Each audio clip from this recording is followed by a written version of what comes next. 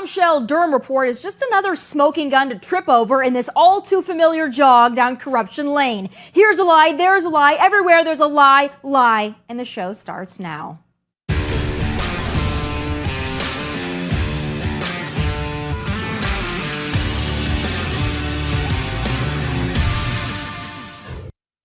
You know, I wish I could say the Durham Report is shocking, but it's not. It reads in clear black and white ink what we've known for literally years now. The Trump-Russia collusion hoax was not only a hoax, but a purposeful and brazen hoax perpetrated by Obama, Clinton, the FBI, the CIA, and of course, the media. They all colluded together to take down Trump on false pretenses, and it's sick. Obama's FBI had zero evidence of Trump-Russia collusion, but they kicked off the witch hunt, the first in the series anyway. Obama knew, Clinton knew, Comey knew, Brennan knew, Schiff, Strzok, Clapper, all of them knew the Steele dossier was BS. And not only did they know, they went forward with it anyway, and they'll probably do it again and again and again. And you know it's bad when even CNN admits it. Regardless, the report is now here. It has dropped, and it might not have produced everything of what some Republicans hoped for. It is, regardless, devastating to the FBI. And to a degree, it does exonerate Donald Trump. You think? But that's too little too late. The damage has been done, and a little whoopsie-oopsie isn't going to make up for it. But I'm sure that's all we're going to get. Trump was sabotaged. Imagine all he could have gotten done during his presidency if he wasn't constantly plagued by BS investigations from the activist intelligence agencies. The Russia hoax, the Hunter Biden laptop cover-up, what do they have in store for 2024? I shudder at the thought. I've said it before, and I will say it again. How terrified they are of Trump should terrify all of us. But still ahead, the Republican candidate will be sabotaged, no doubt. What can the GOP do to have a fighting chance in 2024? My next guest travels the country doing the hard work to win this fight. I've got Scott Presler on deck. I don't care if you want Don or Ron or Mickey Mouse as our nominee in 2024. If Republicans don't learn how to get out the vote, we will lose, and we will keep losing. I, for one, am sick of losing. How about you? 2020 was a disaster, and I'm still bitter about it too, believe me. COVID was weaponized, mass mail-in voting and early voting was nationalized, and the Democrats hid their candidate in the basement. Then the 2022 midterms happened. We didn't get a red wave, we got a pink splash. We picked some bad candidates, we didn't get out the vote, we didn't play the game, and we lost. Question is, are we going to sit back and let it happen again in 2024 and then spend the next 4 years complaining about it? Or are we going to get into the game? You know, I hate mass mail-in voting too. I hate ballot harvesting and early voting and all of it, but it's not going anywhere. So we better get used to it or lose again. Right now, we're all fired up about the Ron versus Don thing, but I'll be frank with you. We could put up Jesus Christ and still lose to Joe Biden if we don't get our electioneering together. Throughout all of this, one man has been warning us. He's been on the ground in major cities and small towns. He's been registering voters, setting up drop boxes, and doing the dirty work that most RNCers refuse to do. And if we had even 100 patriots out there like him, we might actually have a fighting chance to take this country back from the brink. Joining me now is that man, conservative activist Scott Presler. Scott, it's so great to have you. Hey, thank you, Tommy. Pleasure to be here. So you put out a tweet ahead of the 2022 midterms to me that was so important. You said, hey guys, I've been on the ground here. This is not going to be a red wave. And I can tell you right now, what did you see then that convinced you that our elections in the midterms were going to be underwhelming at best? Well, you know, in the last 2 years, I've traveled to over 30 states. I'm on the ground. I'm talking to the voters every single day. I'm talking to people that aren't even Republicans, but independent voters. And I just saw apathy. I saw so many people talking about a red wave that, as you mentioned, never materialized. And we just weren't putting in the work necessary in order to win in 2022. And yes, we took the House, but we lost the Senate seat in the Commonwealth of Pennsylvania. And we only have a narrow majority in the House of Representatives. We didn't win in Pennsylvania and Michigan and Wisconsin, important gubernatorial seats that would have helped us pass legislation going into 2024. And so right now, I believe you're correct that we currently don't have the infrastructure necessary to even elect President Trump or Governor Ron DeSantis or Nikki Haley unless we focus on an all of the above approach to voting, which includes election day, early voting, mail-in voting, absentee voting, and where legal, ballot harvesting, unless we do those things, I don't see any candidate defeating Joe Biden at this moment in time. When you're out on the ground and you're talking to people about early voting or mail-in voting or ballot harvesting where it's legal, what is the reception from your typical Republican voter? Are they on board with that, or is there still a hesitation, a resistance to get into that part of the game? It's both. There are some people that are still fighting with me and that believe that, we need one day, one vote, one paper ballot. Look, I get it. To those of you out there, I hear you, I understand you. But the fact of the matter is, y'all, in states that we don't have power, like California or Oregon or Pennsylvania, how are we possibly going to provide for layers of election integrity unless we win? And so we're going to use every legal and lawful tool advantage to win. And then once we are in positions of power, we can then provide for election integrity. But I will tell you, I've been hearing from voters, for example, in Northwest Wisconsin, that once I presented a compelling message about early voting and giving them stats and numbers, then it clicked. Then they got it. And right now, our major hurdle as Republicans going into 2024 is a mass education campaign talking about the value of early voting. And that's something that needs to be done right here, right now. I follow you on Twitter, of course, and I see your messages from around the country. And I saw one in particular that I thought was interesting. You talked to a pastor in Oregon that is now working on setting up unofficial drop boxes. Tell my audience what that entails, what that means, and how they can replicate that in their own city or state. Certainly. Well, we are a federalistic society, meaning that we have 50 different states and 50 different laws for all of those states. So what happened in 2016 is after President Trump won, you see the Democrats, they are so gosh darn smart. They changed the law and they did it legally. They actually allowed for ballot harvesting going into 2018. And so there is a law on the books right now at this very second that allows for unofficial drop boxes, meaning that Scott Presler, I can have my own barbecue ballots at my home and turn my home in Oregon into an unofficial drop box where people come deliver their ballots. So we started reaching out to pastors and faith leaders, educating them that they can have members of their parish or congregation turn in their ballots at an unofficial drop box at the church. And we just tried this in the election that was yesterday on May 16th. And yes, it was only a few number of ballots, but let's use this year, 2023, as a guinea pig test going into 2024 and focus on gun shops and gun shows and crawfish festivals and fairs and rodeos. Wherever our conservative voters are, we need to have those drop boxes in states that it's legal in order to get every conservative vote locked in. Because the Democrats are doing it. They've mastered it. Of course, it started in California, this whole ballot harvesting thing. I've never liked it. I don't think it should be legal, but you know what? It's becoming legal in a lot of places, so we better get in the game or we're going to lose. You're exactly right. I hear so many Republicans, so many conservatives, so many Trump supporters that say, I don't want to do that. I don't believe we have election integrity, so I just don't care anymore. I think that there's a lot of people who are so fed up with the system that they don't even want to play the game.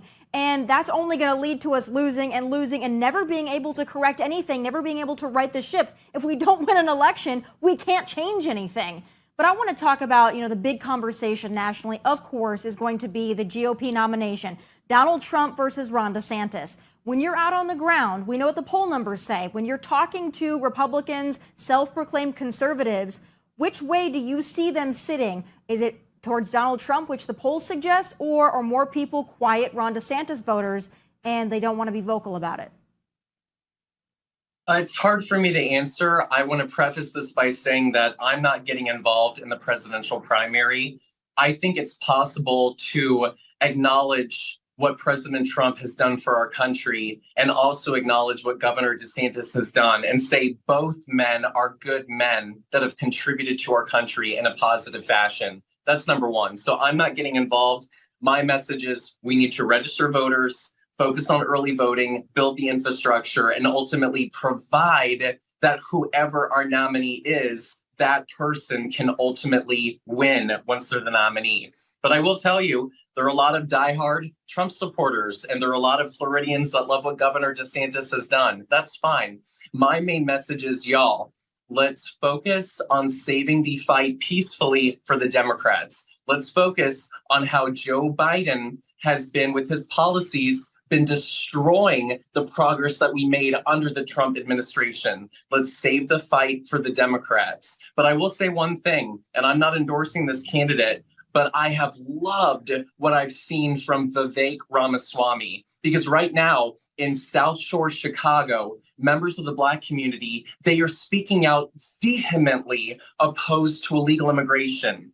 Y'all, why are we as Republicans and conservatives not descending upon Chicago, reaching out to the Black community and talking about how our conservative vision is actually going to benefit Black America? And actually this Friday, Vivek Ramaswamy is heading to Chicago to go on a listening tour. I want to see more of that, where Republicans, we shut our traps, we open our ears, we listen to the community, and then we talk about how our Republican vision is going to benefit every single member of society.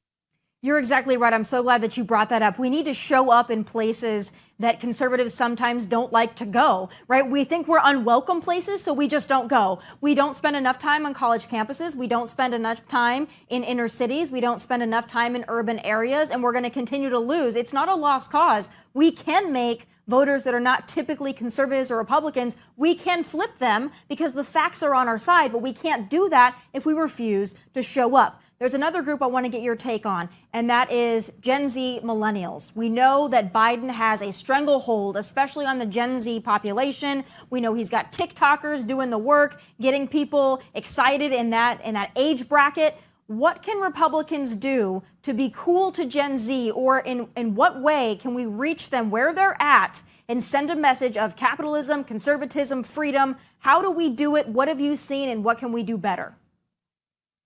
Well, I will say I reached out to the National Party leadership asking what their plan of action is. I'm still waiting to hear that. But look, I'm not going to wait for the party to take action.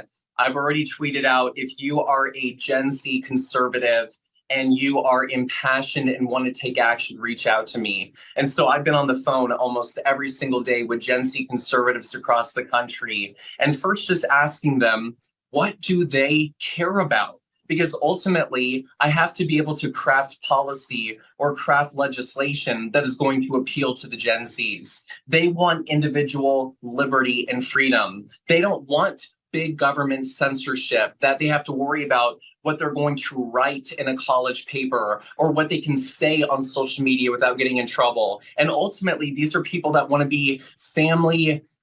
They want to have families, and they want to be able to own property and not have their property taxes go so high that it's going to make it unaffordable for them to be a homeowner. Those are, I think, policies that we can focus on as conservatives, a strong, robust economic message as well that is going to attract Gen Z voters. But I think ultimately what's going to help us is what we're seeing from Joe Biden and his administration is this is not organic coming from the Gen Z. They're having to pay people. They're having to buy people's support. From us, it's going to be organic.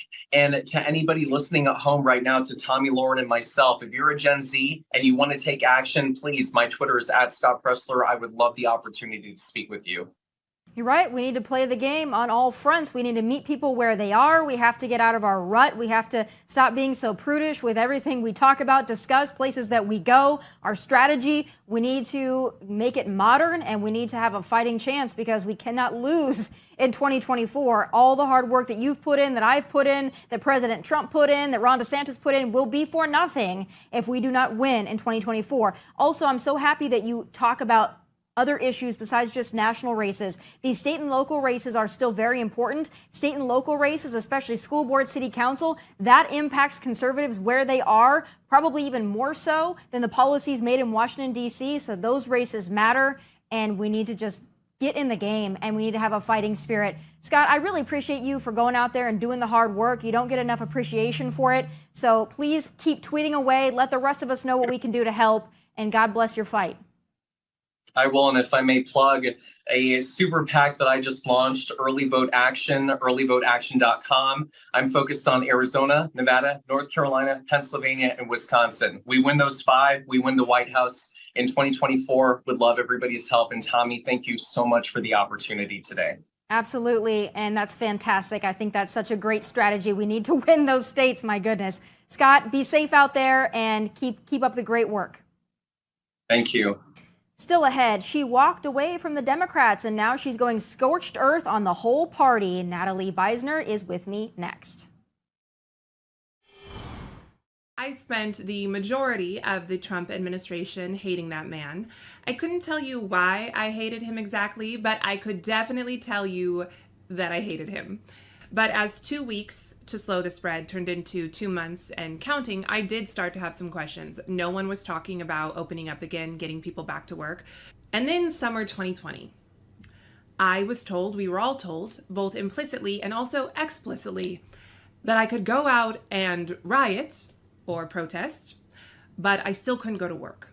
For the first time in my life, I could draw a clear, undeniable line from my current state of suffering, my current quality of life, to Democrat policies. And the Democrat Party has proven me correct every single day since walking away. Amen. Natalie Beisner was a lifelong Democrat, self-proclaimed liberal zealot, if you will. Liberalism clouded her mind so much she drove 100 miles to vote for Hillary Clinton. But then, in the summer of 2020, something changed. She had that epiphany, a come-to-Jesus moment, and walked away from the Democrat Party. And I'm so happy that she joins me now. Natalie, it's so great to have you, and I'm so happy that you walked away from the Democrat Party. I really want to pick your brain as to all the reasons why. Well, thank you so much for having me, Tomi. Your interview with Trevor Noah was a big influence on me as I was walking away. So I'm really honored to be here.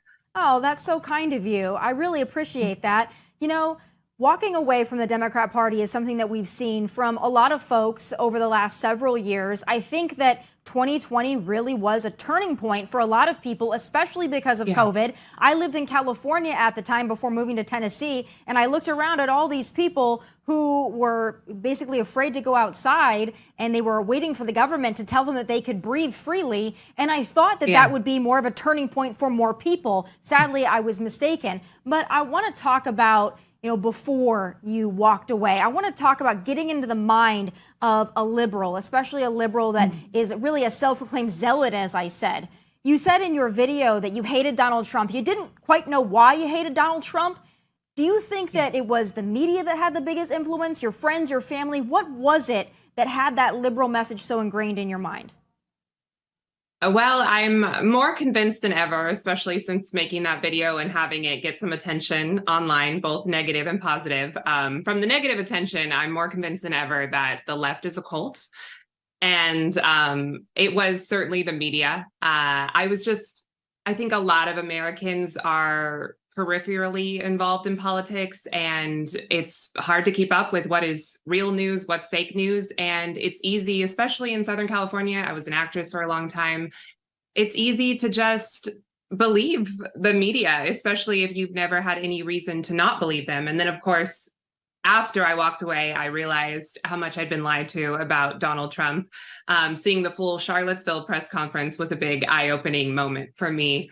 That he did not, in fact, say very fine people on both sides, including Nazis.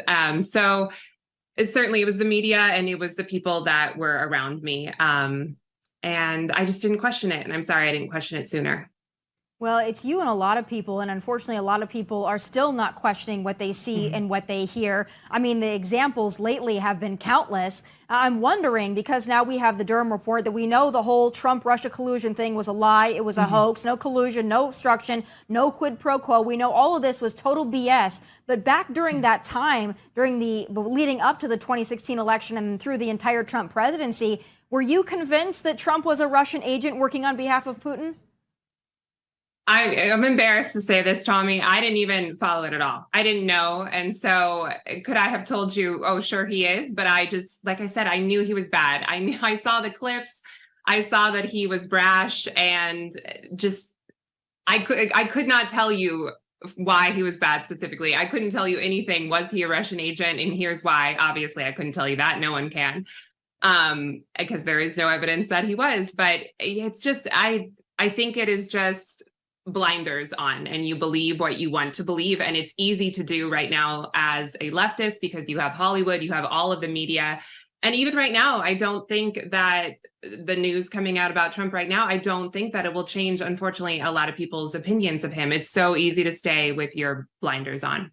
No, you're right. And that's what I'm concerned about as well, that every time we get a smoking gun about Biden family corruption, pay to play, Yes. The classified documents that he had in his flipping garage, and people just don't seem to care about any of it, including how wrongfully they have gone after Donald Trump. People don't seem to care. But I'm wondering, because I also lived in California, in Southern California, in the LA area. So I'm wondering, is it primarily the social issues, the cultural issues that make a lot of those really hardcore liberals so hardcore liberal? Is it the gay issues, the abortion issues? Is that what's really driving it? Climate change being another one? Would you say that that is more important to your typical liberal than the fiscal issues, our economy, our national security? I think so. I think that the left has done a very good job, especially with my generation, our generation and younger, painting themselves as the side of compassion. And I think most people, myself included, fancy themselves compassionate people. And it's easy to get sucked into that. And I think we're all feeling the economy right now, but leftists, liberals, new liberals, they have an answer for that as well, that the problem is capitalism and, the problem's climate change and all of this. And it's really doom and gloom. So it's not exactly a bright message that people would want to glom onto. But I think in a lot of ways, my generation and younger generations, we haven't had really that ability to take a big part in activism. It's like all of the civil rights were already achieved by the time that we got here. And I think a lot of my generation is lost. Obviously, we're godless in many ways. And I do believe, as others have said before me, that if you don't believe in God, you're going to find somebody or something to replace him. And that is what the left has done. And certainly, I think they have a great messaging on all of the social issues and being the side of tolerance and compassion. Yeah. They're so tolerant, as you have found out since you've walked away from the Democrat Party. Absolutely. Actually, the least tolerant people out there, the most hateful people I've ever met, are liberals that are very active liberals, very politically active liberals, in their minds at least. I don't know if they really do much other than be just absolutely ferocious with their ideas and their ideologies. But I want to talk about COVID again. I think a lot of people have kind of forgotten about the COVID era for good reason, because we'd all like to forget it. But I was really confused during the COVID era because I lived in LA, right? I was with a lot of people that everything was organic. We don't want anyone to tell us what to do. The man is awful. We want to be free as a bird. We want to go out into the water and hike, and we want to eat bugs and, play on rocks. I mean, that's like the liberal hippy dippy lifestyle. But then those are the same people that so quickly put on 1 to 2 masks, stayed in their homes, and then got 1, 2, 3, 4 shots. Was that surprising to you? Because I know that you had an awakening, but for others, were you surprised to see liberals taking the side of big pharma and also sitting in their homes being afraid of the nature that they proclaim to love? I was very surprised, yes. And I cannot really even describe now why it is that more people, I know for a fact a lot of people had some type of awakening in 2020, even in liberal Los Angeles. I've met so many online and in person, but I wish that more had woken up, for lack of a better phrase. I can't tell you why they didn't. And it did surprise me. Admittedly, I was on board at first. I should have probably immediately been clued into something's wrong here, but I was too ignorant, and I did everything that they said. And then it was really summer 2020 when there was just such blatant hypocrisy in the response to COVID versus the response to the BLM unrest. That's what really turned me. But at first I was on board. And like I said, I think It's a cult. I know it's a cult, and I think they do a good job of, this is what you do to be a compassionate person. This is what you do to do your part and the collective. And a lot of people fell for it, and they fall for it still. So my last question for you, you had an awakening, but what can you do? What can I do? What can conservatives do to really facilitate that awakening for others? You know, I make fun of liberals all the time, right? I find it funny. I call them green-haired weirdos. You know, that's just, it's a shtick, it's a bit that I have, right? But I also do want to convince more liberals like yourself that they should be on the side of capitalism and freedom and national security and patriotism. But I'm wondering, coming from somebody who was not in so distant future a liberal, what can conservatives do to better bring people into our tent? Because I don't know if what we're doing currently is working.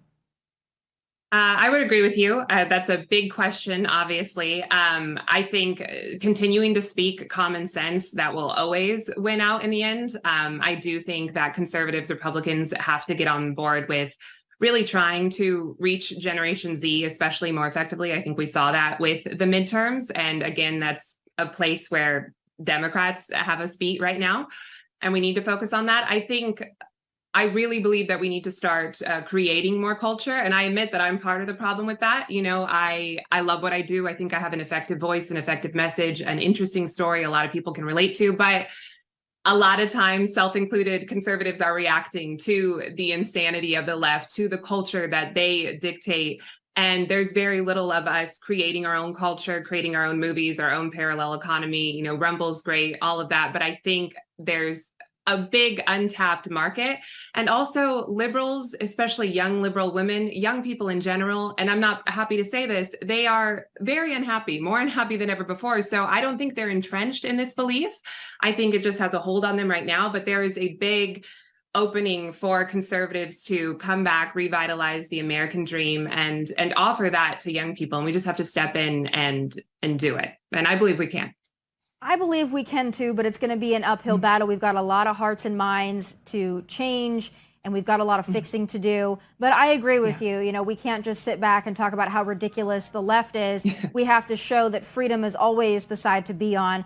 Natalie, I'm so happy that you came over to the right side of history, and I'm so happy that you're on our side now to convince more people. Thank you for your message. Thank you for being so bold, and I hope to talk to you again soon. Thank you, Tomi. Coming up, did Miller Lite executives see the Bud Light transgression and say, hold my beer, literally? My final thoughts are next. School, sports, sitcoms, movies, Bud Light, and now Miller Lite. Everything has gone woke, which leads me to question, is there anything left for us normal people anymore? It's time for final thoughts.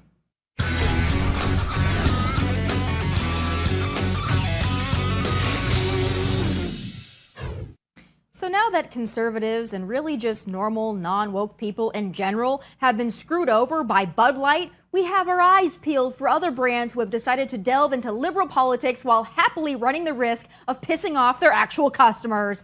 And turns out, even before Bud Light committed their big Dylan Mulvaney transgression, Miller Lite put out an ad that was apparently supposed to commemorate Women's History Month, but really was just another cheap shot at straight men. Again, the bulk of their actual customer base. And while this Miller Lite ad is far less egregious than a biological man in a prom gown mocking actual women, it's still not great. Drink it in. Look at this wild. It's time beer made it up to women. So today, Miller Lite is on a mission to clean up not just their but the whole beer industry's Miller Lite has been scouring the internet for all this and buying it back so that they can turn it into good for women brewers. First, we turn the bad into compost. Then we feed compost to worms. Push out beautiful fertilizer. That good helps farmers grow quality hops, which is then donated to women brewers to make their own really good But there's definitely more out there. In your attic, in the garage, in your parents' basement. Send any you got into Miller Lite, and they'll turn that into good too. So here's to women, because without us, there would be no beer. The plague of wokeism strikes again, and I'm a little heartbroken because Miller Lite is, or it was, my beer of choice. That being said, I will still take man-hating feminism over the trans propaganda and female mockery brought to us by the Bud Light Mulvaney partnership. I mean, at least Miller Lite had the decency to use real women, which leads me to believe they must be biologists. But their ad is apparently supposed to serve as some kind of an apology or a reckoning for past advertisements featuring scantily clad women, like somehow that's offensive to women. And while I don't speak for all women, I can tell you seeing pretty women in beer ads doesn't offend me. If your core base is straight men, then featuring attractive women isn't just expected, it's business savvy. The messaging from the left on this issue makes zero sense. It is logically bankrupt. The same group of people who applaud trans women in bikinis on the cover of Sports Illustrated, or Lizzo with her fat rolls hanging out also in a bikini on social media, are offended by actual women with fit bodies posing in bikinis from the 1970s to date? So if you're fat in 2023, it's aspirational. But if you were fit and pretty from 1975 till about 2020, you were being exploited? And as far as I know, those women in the classic non-woke Miller Lite ads weren't forced to do it. It wasn't bikini and beer slave labor, folks. But Miller Lite knows that. This isn't about that. This is about activists within the company who have taken it upon themselves to shame both men and women for preferring to look at swimsuit models and ads than whatever the hell the political point is they are trying to make here. We, the consumer, don't need butch women in ugly sweaters and overalls lecturing us about sexism or misogyny or feminism when we really just want to, I don't know, drink a light beer at a ball game, for crying out loud. We are sick and tired of this crap being shoved down our throats. Just ask Bud Light. They got the message loud and clear whether they want to do something about it or not. And though this Miller Lite feminist ad came out before executives saw the Bud Light fallout, that's not an excuse. You should know your customer base, Miller Lite. You think Target would have me, Tomi Lahren, modeling their line of Pride apparel? Yeah, probably not. Miller Lite should have known better, and if they didn't, they better start hiring better starting now. And for the liberals out there squawking about the ridiculousness of conservatives being offended by beer ads, let's not forget, y'all literally canceled syrup, rice, and butter. So get off your high horses. You invented cancel culture. We're just following your lead. And those are my final thoughts. Be sure to check out OutKick's YouTube, like and subscribe. From Nashville, God bless and take care.